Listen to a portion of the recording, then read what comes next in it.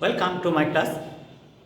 I am Abdus Salam, assistant teacher, Rajshahi Collegiate School, Rajshahi. My dear viewers, now we are working for explaining the speech or narration. Today I am going to discuss the topic that is exclamatory sentence. He said, "How nice the bird is." He said, "How nice the bird is." দেখো তোমরা কিন্তু এই সেন্টেন্সটাকে দেখে বুঝতে পারছো যে এটা একটা এক্সক্লেমেটরি সেন্টেন্স আছে। কেন?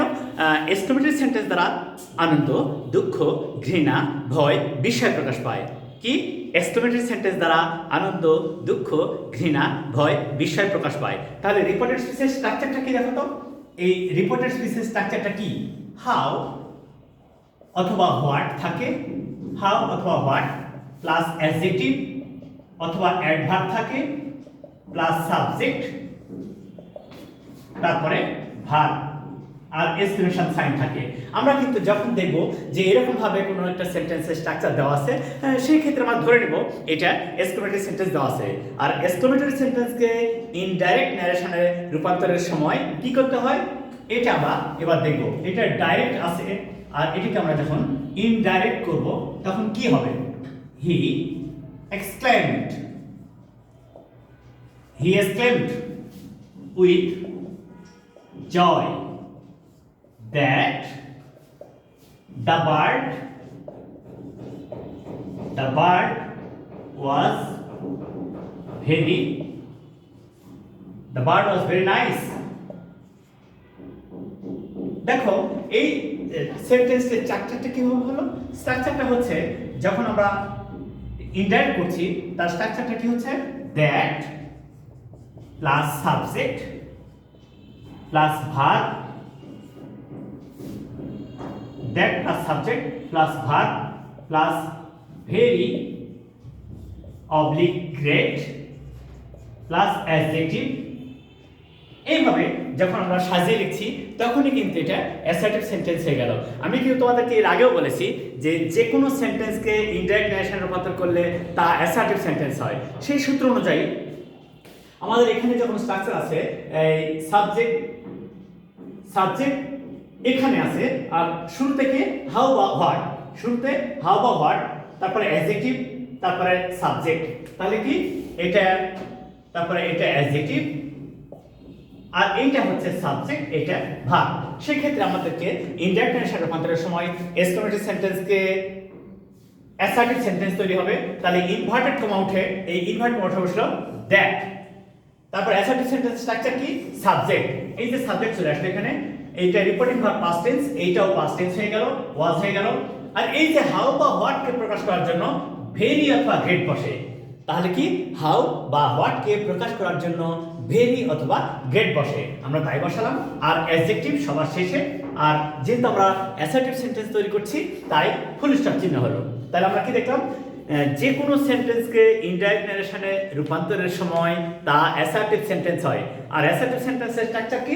Structure subject plus verb plus adverb and adjective. আসলে তা না, যে কোনো অ্যাসার্টিভ সেন্টেন্সের স্ট্রাকচারই হচ্ছে subject plus verb plus extension or object, extension or object. তাহলে আমরা এখানে শিখলাম কি? এক্সক্লেমেটরি সেন্টেন্সকে ইনডাইরেক্ট ন্যারেশনে রূপান্তরের সময় রিপোর্টিং ভার্ব সে বা টেল উঠে যদি আনন্দ বোঝায় তাহলে এক্সক্লেম উইথ জয়, দুঃখ বোঝালে ক্রাই আউট ইন সরো বা এক্সক্লেম উইথ গ্রিফ, বিদায় বোঝালে বিট, প্রতিজ্ঞা বোঝালে শোয়ার, অন্যথায় টেল বা আস্ক বসে। তাহলে আমরা একের পর এক উদাহরণ দিয়ে সেই বিষয়গুলো ক্লিয়ার করব। তাহলে how nice the bird is, how nice the bird is, এটা আনন্দের কথা, একটা পাখি দেখে চমৎকার লেগেছে তাই বলছে। তাহলে সেই ক্ষেত্রে এখানে সাবজেক্ট হয়ে গেল দ্য বার্ড, ভার্ব এই হাউ বা হোয়াট প্রকাশের জন্য ভেরি, আর এটা নাইস অ্যাডজেক্টিভ। আর আনন্দ প্রকাশ করছে এক্সক্লেম উইথ জয়। তারপরে আমরা পরের সেন্টেন্স দেখি যে অন্য কি হয়।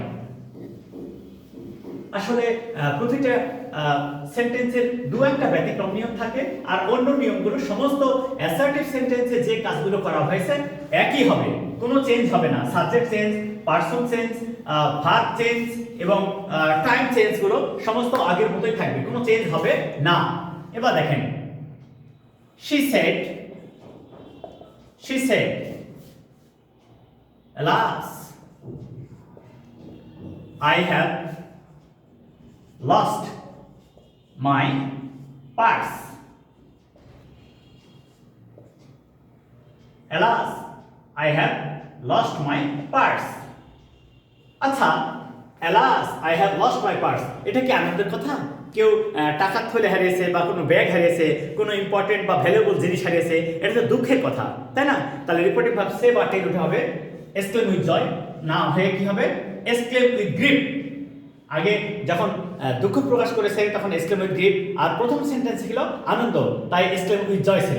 ওকে, তাহলে she exclaimed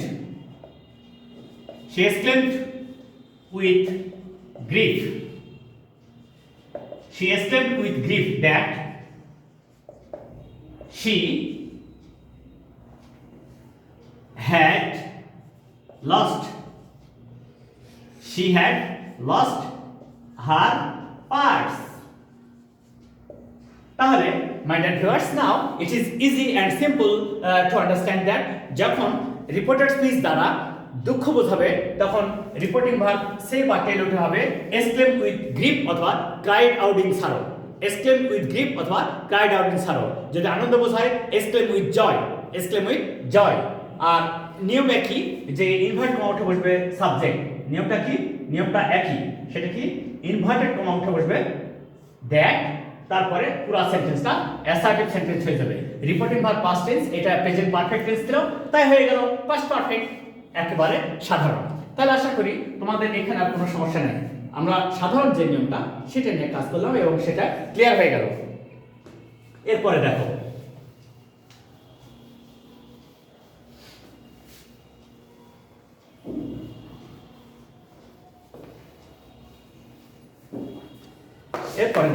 যেটা কি বলছে, এটা কি বলছে দেখো, যে আমরা এটা কিভাবে কাজ করতে পারি।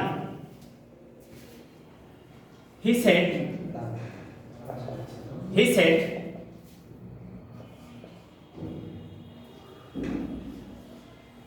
hurrah, we have won the game.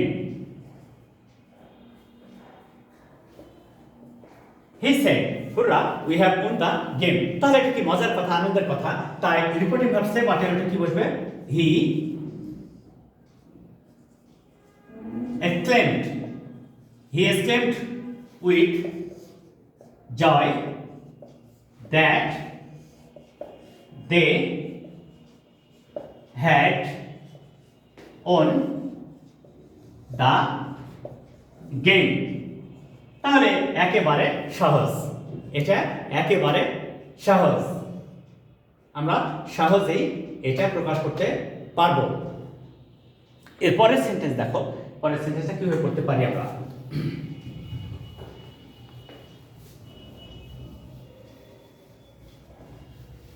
খুবই সহজেই আমরা এক্সক্লেমেটরি সেন্টেন্সকে ইনডাইরেক্ট অ্যাকশন করলে অ্যাসার্টিভ সেন্টেন্স করতে পারছি এবং এইভাবেই আমাদের সবকিছু হবে আশা করি। তোমরাও সহজে বুঝতে পারছো। দেখো, he said five, he does not help his father. Five, he does not help his father. সিসি, সে তার বাবাকে সাহায্য করে না। এটা কি আনন্দের কথা, না দুঃখের কথা, না লজ্জার কথা?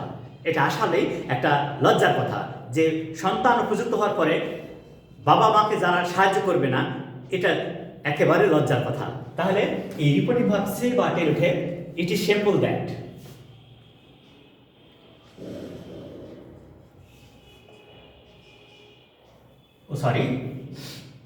He exclaimed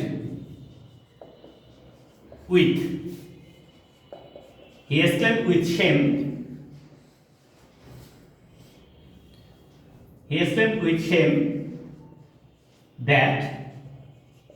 He exclaimed with shame that he did not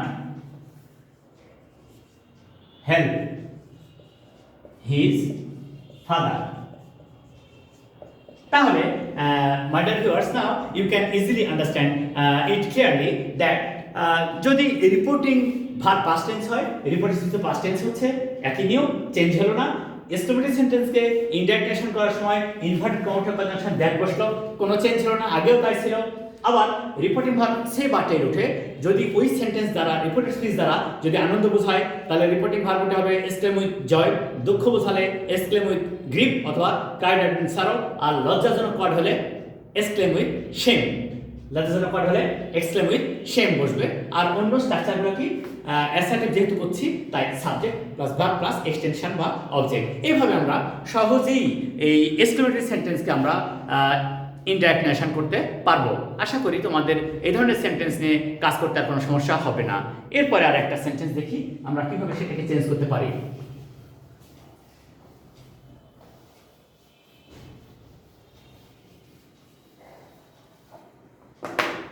He said,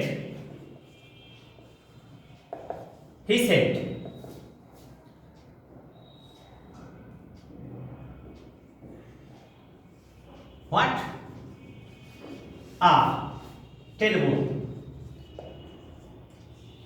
a terrible accident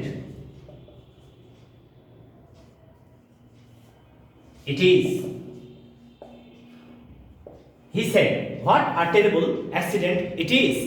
তাহলে এটা কিন্তু একটা বিষয় বা ভয়াবহ একটা অবস্থা, বিষয় বা ভয়াবহ একটা অবস্থা।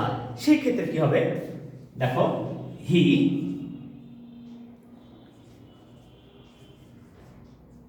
exclaimed with surprise. He exclaimed with surprise that it was a